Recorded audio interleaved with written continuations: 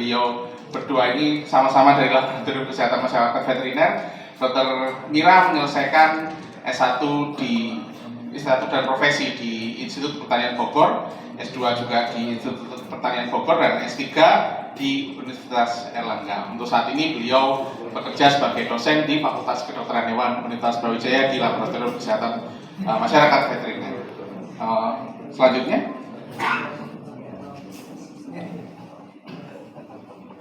materi kedua yang selanjutnya adalah Dr. Hewan Widi Nugroho, PhD.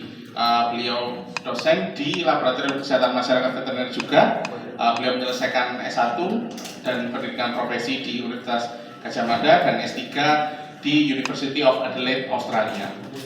Beliau memiliki banyak pengalaman juga sebelum jadi dosen di Fakultas Kedokteran Hewan Universitas Brawijaya. Beliau merupakan pegawai negeri sipil di Timika nih, di Timika, Papua. Lalu beliau pindah ke Fakultas Kedokteran Hewan Universitas Brawijaya. Baik, tanpa berpanjang waktu lagi, materi kami berikan ke Dr. Mira Rumir. Monggo Dr. Mira, waktu dan tempat kami persilakan.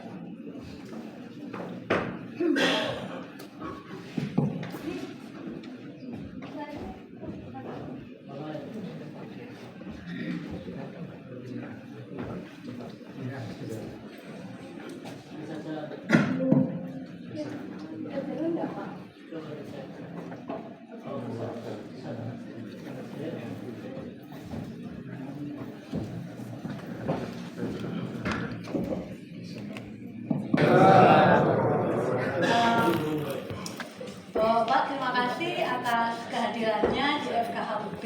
Jadi saya terlibat di pemotongan penyiapan hewan kurban itu sudah lama, sejak jadi panitia sampai sekarang duduk di sini. Kalau hewan kurban nggak pernah ada di rumah, yang ada keliling-keliling gitu.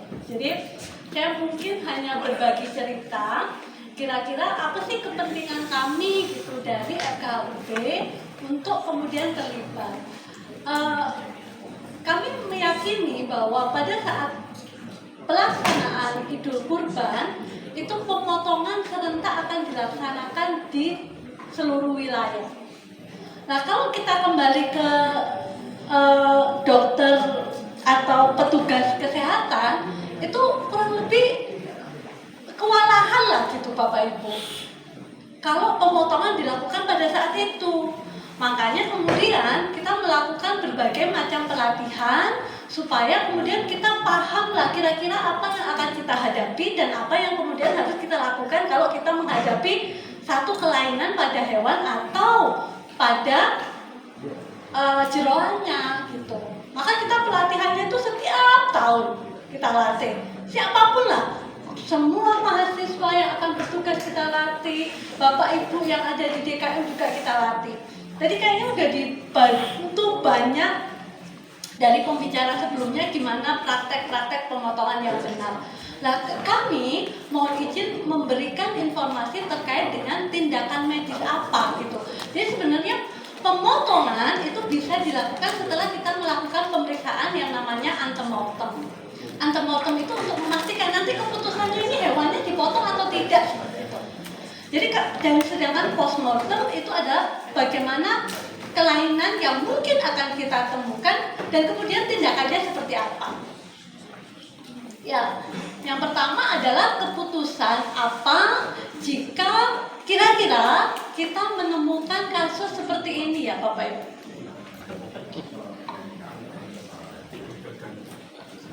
Nah, ini akan kita temukan juga nih. Kalau kasusnya seperti ini, terus bagaimana keputusan Bapak Ibu DKM? Dikembalikan, ditolak. Oke, Bapak Ibu, menurut saya banget ya. Kita akan menemukan kasus ini karena tahun ini itu ada ancaman penyakit yaitu PMK. PMK itu penyakit mulut dan kuku, kemudian ada lumpy skin disease Dan yang ketiga, pada kambing dan domba kita akan nemuin kasus yang namanya Pestitis ruminant. Tetapi ini belum ada. Maka fokus kita adalah pada dua penyakit tadi. Mati. Oke. Penyakit. Saya nggak apa-apa nih. Ya. Maka dua penyakit ini Bapak Ibu yang mungkin ditemukan. Biasanya kita akan berpikir kalau orang mau berkorban, itu pasti dia akan milih ternak yang terbaik gitulah. Tetapi kan kita nggak bisa pungkirin, saking banyaknya ternak yang akan dipotong, pasti kita nemu lah nanti salah satunya penyakit-penyakit seperti ini. Itu ya. Nah, kita akan pelajari dan kemudian keputusannya itu seperti apa. Kembali, masih belum ya. Ya, ini adalah data yang dikeluarkan oleh Kementerian Pertanian. Kira-kira nemu nggak kasusnya? Ternyata masih nemu Bapak Ibu. Bapak-bapak ya ini. Oh, ada ibu juga. Berarti bapak-bapak dan ibu-ibu. Saya juga ibu-ibu. Jadi ada PMK, ada penyakit ORF, dan ada penyakit lumpy skin disease. Masih ditemukan di seluruh Indonesia. Gitu. Dan kemudian kelainannya juga ternyata hatinya masih banyak yang kita nemuin cacing lah. Kemudian ada paru-parunya yang juga berubah, jantungnya juga. Kemudian pada limpa dan juga pada rumen. Kita akan lihat satu-satu.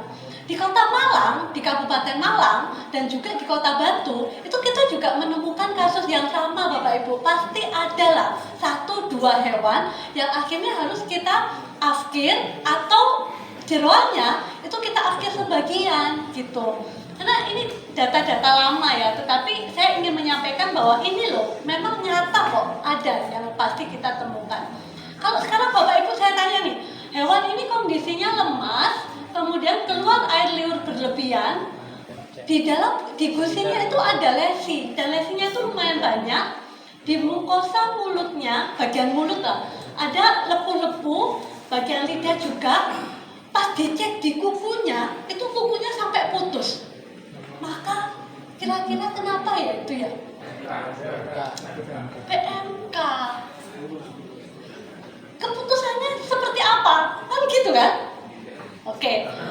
Maka keputusannya ini karena kita masuk ke daerah atau wilayah tertular. Ini kalau kita lihat di sini di Jawa Timur, saya selalu guyonan nih. Saya nggak enak nih di sini ada ngapunten loh Pak.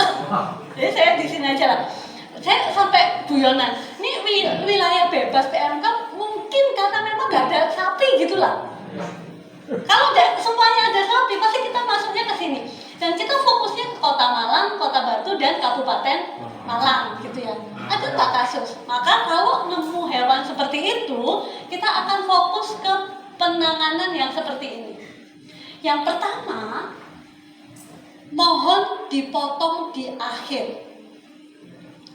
Pokoknya kalau dia sudah lemes, kan misalnya kita ada 10 ekor, 20 ekor, apakah dilakukan pemeriksaan semua? Idealnya iya. Makanya kita akan menerjunkan petugas dari FKHUB untuk membantu Bapak Ibu sekalian. Dan petugasnya itu kita bekali juga. Maka kalau nemu gejala-gejala seperti yang tadi, minimal itu dipotong di akhir saja. Yang kedua, jika memungkinkan, itu memang harusnya dia dipotongnya setelah di akhir, nanti dihilangin tuh Bapak Ibu limfogranulanya, itu yang tertera di sini. Sedangkan untuk kepala, jeroan, kaki, buntut sebenarnya harus direbus minimal 30 menit. Harusnya.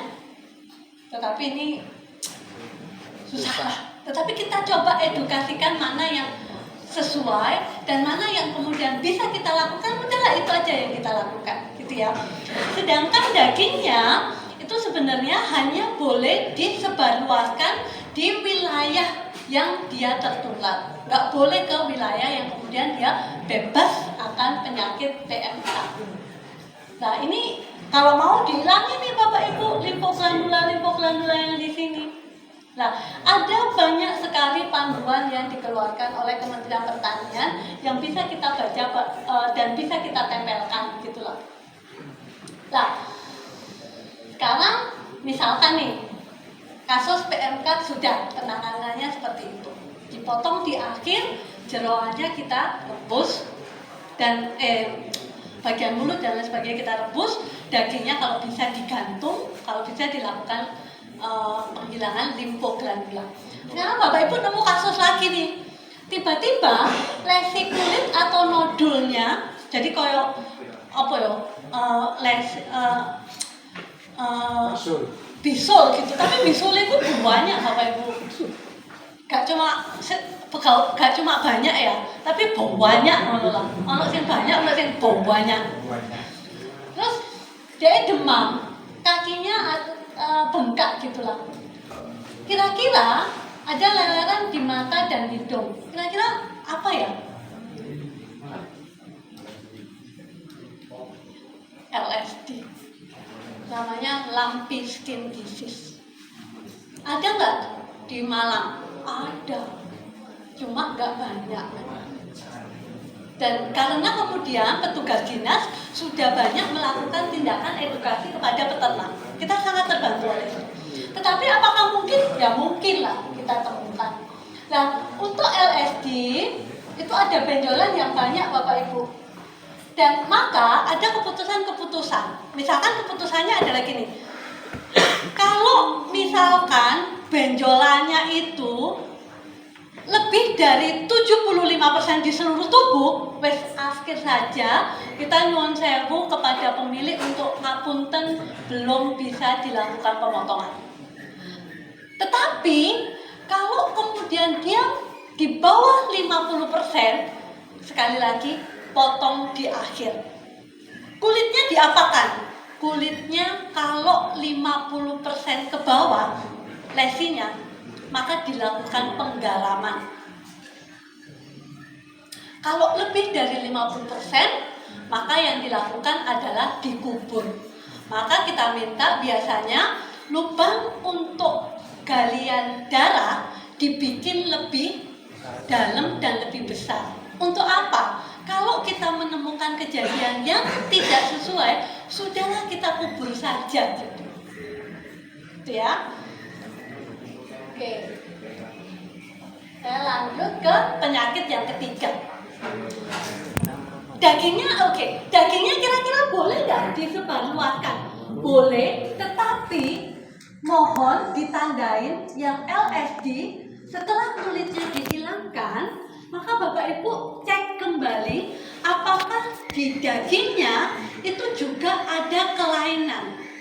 Kalau lesinya tadi itu 50%, ada beberapa bagian daging yang kena, cukup di trimming saja, yaitu dihilangkan, diaskep, dibuang, maka dicek benar-benar Bapak Ibu. Yang ini adalah penyakit ORF. Ini sering banget. Dan penyakit ini kadang muncul pada saat hewan itu kondisinya turun dan dia stres. Misalkan pemilik akan bilang, tetapi waktu saya beli ini tidak ada loh lepu-lepu yang ada di mulut atau biasanya di hidung. Tapi kok tiba-tiba muncul ya di sini waktu ada pemotongan yang dia ada di tempat itu sekitar 2, 3, 4, 5 hari gitulah. Nah, karena sistem pertahanan tubuhnya turun, dia disebabkan oleh virus, kira-kira inilah yang akan muncul. Apakah ini bersifat bisa menular dari hewan ke manusia? Iya, ini penyakit zoonosis. Cuma memang pada manusia lepu-lepunya ya nggak seperti ini, tetapi akan ada muncul 1, 2 dan dia masuk kalau tangan kita terbuka atau ada luka terbuka. Jadi Bapak Ibu kalau anak kecil mainan kambing domba yang kira-kira seperti ini, ngapunten banget, minta tolong dikasih tahu jangan dulu ya. Kalau enggak suruh cuci tangan. Nah, kemudian keputusannya dipotong apa enggak? Enggak apa-apa Bapak Ibu dipotong. Sekali lagi, potong di bagian yang akhir saja. Minimal ada 3 penyakit itu yang kalau kita temukan, potong di akhir, ada perlakuan setelah proses pemotongan. pemeriksaan antemortem. Tadi sudah banyak dijelaskan.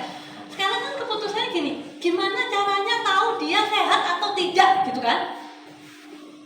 Saya akan menyampaikan secara garis besar. Kalau hewan di sini banyak kumpulan hewan, kemudian kita jalan, hewan itu kemudian menghindar atau dia berlari-larian, berarti itu sehat. Kalau ada 1-2 yang wis mengkrek, itulah yang kita prioritaskan untuk kita cek.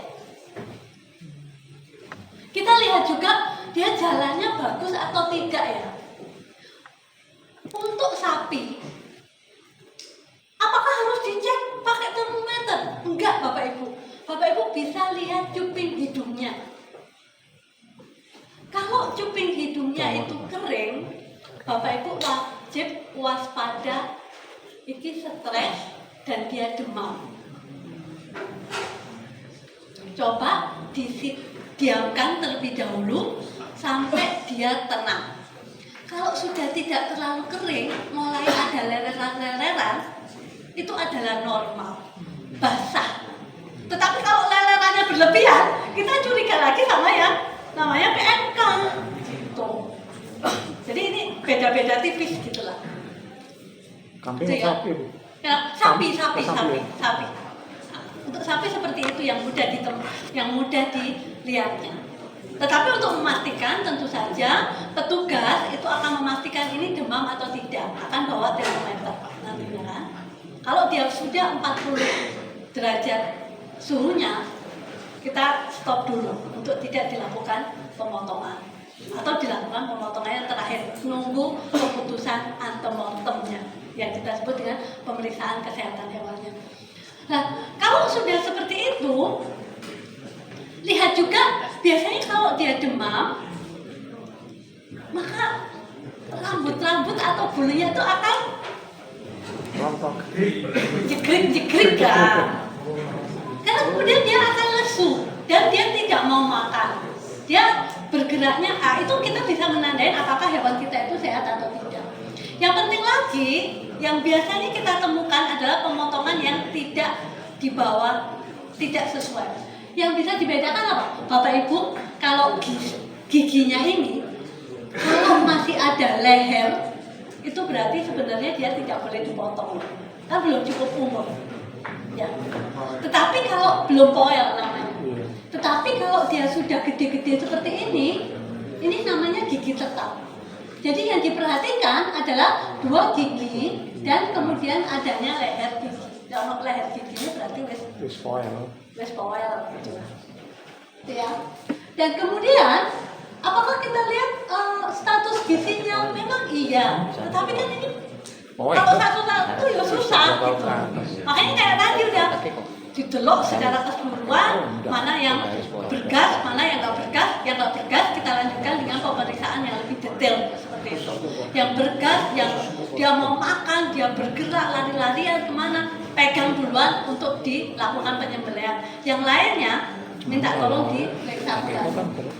Termasuk apakah kita menemukan hewannya kurus? Ternyata iya Bapak Ibu. Masih ada pemotongan hewan yang kurus. Dan kurus tidaknya itu biasanya adalah dengan melihat ini. Oke. Ini kelainan-kelainan antemortem, saya nggak usah sebutkan. Dan ini pemotongan keputusannya. Keputusannya adalah dia dipotong atau tidak dipotong. Kalaupun dipotong, dipotongnya itu dengan syarat atau tanpa syarat. Kalau kita di pemeriksaan hewan kurban, cukup keputusannya adalah dipotong di akhir untuk yang mengalami kelainan. Laporkan ke dinas untuk kemudian diputuskan ini pemotongannya seperti apa. Nah, kemudian kita lanjut ke pemeriksaan postmortem. Konsepnya adalah kita akan lakukan pemeriksaan dengan cara inspeksi, palpasi, dan kemudian diinsisi. Jadi nggak cuma dilihat, tapi juga kita raba-raba dan kemudian kita insisi. Kira-kira inilah yang harus kita lakukan pemeriksaan. Ini juga kadang susah Bapak Ibu. Kita langsung aja. Nah, keputusannya seperti apa? Keputusannya tentu saja sebagian harus ada yang diafkir. Oke, kira-kira apa yang akan kita temukan di hati? Itu kan? Ya. Ternyata Bapak Ibu, yang di hati itu kebanyakan kita temukan yang namanya cacing. Ya. Lalu untuk melihat cacingnya itu seperti apa? Ini yang kita ajarkan ke mahasiswa. Kalian harus lihat permukaannya itu seperti apa. Dia lancip atau tidak. Kalau sudah, lakukan penyayatan di bagian ini. Nah, kalau sudah dilakukan penyayatan, kira-kira inilah yang mungkin kita temukan. Rata-rata adalah cacing. Kalau sudah seperti ini, apa yang harus dilakukan? Ya sudah, kita afkir. Kita bersyukur di Kota Malang, Pak, di Jawa Timur lah saya bilang. Kalau sudah seperti ini benar-benar diafkir. Dulu saya di Jawa Barat, Pak, saya lakukan pemeriksaan di sini. Saya taruh di sebelah sini, Pak. Udah hilang. Maka biasanya kita bekali mahasiswa kita itu untuk bawa kantong kresek. Bukan untuk minta daging loh ya, tapi untuk seperti ini Bapak Ibu. Saya selalu sarankan, wes yo kalau ada yang seperti ini, kamu simpen dulu di kresek. Di akhir sesi, di akhir pemeriksaan, kamu tunjukin ke petugas atau takmir masjidnya, kemudian itu dibuang di juglangan darah. Seperti itu. Nah, ini yang kita temukan di Malang Raya lah, kira-kira seperti ini, dan kita akan mohon izin untuk yang kasusnya seperti ini itu akan kita lakukan afkir. Yang kedua adalah paru-paru. Paru-parunya itu sebenarnya idealnya seperti ini Pak, digantung, kemudian dipotong. Wes lah, ini agak susah untuk kita lakukan. Kita dapat paru-paru aja, wes bagus. Cuma saya mau sharing nih, karena akhirnya saya tiap tahun datang dari satu masjid ke masjid yang lain gitu kan. Saya jadi bisa menandai beberapa masjid yang sudah mempunyai petugas dan dia terlatih untuk motong yang bagus. Rata-rata paru-parunya itu bagus dan bisa dikonsumsi. Dokter Mira kurang 5 menitnya. Oh iya siap, terima kasih. Tetapi yang dia pemotongannya itu tidak bagus, Bapak Ibu, ngapunten sangat. Rata-rata paru-parunya kita afkir. Tadi sudah diberikan contoh, ada yang pemotongannya itu sampai berkali-kali, ya kan? Bapak Ibu bisa bayangkan ya, kalau kita, saya dipotong gitu misalnya, saya rela dipotong kalau saya tenang, karena ya tujuan kita hidup kan nanti untuk nunggu mati ya. Udahlah saya siap gitu. Tetapi biarkan saya tenang dulu gitu. Sapi mungkin juga seperti itu. Maka sampai sekarang sebenarnya saya nggak berani lihat sapi dipotong. Kalau misalkan dipotong, sapinya itu tidak stres, saya tenang, pemotongannya sekali tebas, tidak ada rasa sakit. Itu sama halnya kayak kita kesilet, kita kena pisau. Gak sakit kan? Dikit.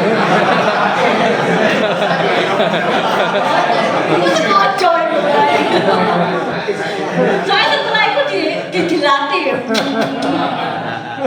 Ya. Jadi saya analogikanya seperti itu. Nah maka jantung saya itu pasti akan berdetaknya lebih tenang. Jazz gitu kan? Maka kalau jantung saya itu memompa darah dengan benar, dengan rasa tenang, darahnya itu keluar semua Bapak Ibu. Dan darah yang berhenti di paru-paru itu akan keluar juga dengan bagus alirannya. Kalau Bapak Ibu memotongnya sembarangan, darahnya itu akan tetap terjerembab di paru-paru sehingga paru-parunya itu akan menjadi hitam. Bukan hitam lah, mana ya? Mangka. Banyak darahnya gitu lah. Maru. Akhirnya apa? Banyak yang dibuang. Kalau kita lihat jantungnya, ini bener gak ini motongnya gitu ya? Bapak Ibu bisa potong daerah jantung. Di situ masih ada darah, gumpalan darah. Karena dia sudah tidak mampu memompa dengan bagus. Nah kalau seperti ini kan satu, kenapa harus kita cek? Kita memastikan loh, ini darahnya keluar sempurna apa enggak? Apakah ada gumpalan darah di jantung apa enggak? Poinnya adalah kalau kita melakukan pemotongannya tidak benar, banyak organ yang tadinya harus diafkir. Karena kita yakini bahwa tidak boleh ada darah di dalam organ untuk kemudian kita konsumsi kan? Iya. Maka sekali lagi handling itu menjadi sangat penting. Ini adalah beberapa paru. Seperti ini Bapak Ibu akhirnya. Kalau udah seperti ini, kita tahu lah jantungnya juga parah. Ada darah di dalam jantungnya, afkir semuanya. Kalau ingin lihat jantungnya bagus atau tidak, warnanya kan merah muda gitu ya.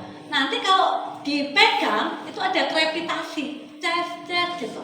Dan kemudian kalau Bapak Ibu nggak percaya, ini jantungnya masih bagus, paru-parunya masih bagus atau tidak, bisa dilakukan uji apung. Yang bagus adalah dia yang mengapung. Kalau sudah dia tenggelam, berarti banyak darah di situ. Monggo dipertimbangkan kembali untuk kemudian diafkir. Dan yang ini juga apa yang kita temukan di sana. Nah, yang bagus itu kira-kira seperti inilah. Kalau kemudian ada sedikit nodu di sini, bolehlah kemudian kita afkir yang dikit aja. Tapi kalau full ada darah ya sebaiknya tidak. Nah ini Bapak Ibu, jadi saya bisa nandain nih. Saya tanya, tadi di situ yang motong siapa? Biasanya kan ada yang masyarakatnya saya ingin motong sendiri hewan saya gitu loh. Itu susah dikandani deh, saya juga susah, saya nggak berani. Potong aja gitu, tetapi kan ya nggak ada salahnya kita mengedukasi dikit-dikit, ngasih tahu lah gitu. Ini yang kita temukan, kemudian ada jantung. Makanya nanti kalau kita potong di bagian ini, biasanya kita akan menemukan gumpalan-gumpalan darah, dan itu harus kita keluarkan. Jadi penyakit-penyakitnya kalau dicari penyakitnya ya banyak ya Bapak Ibu ya.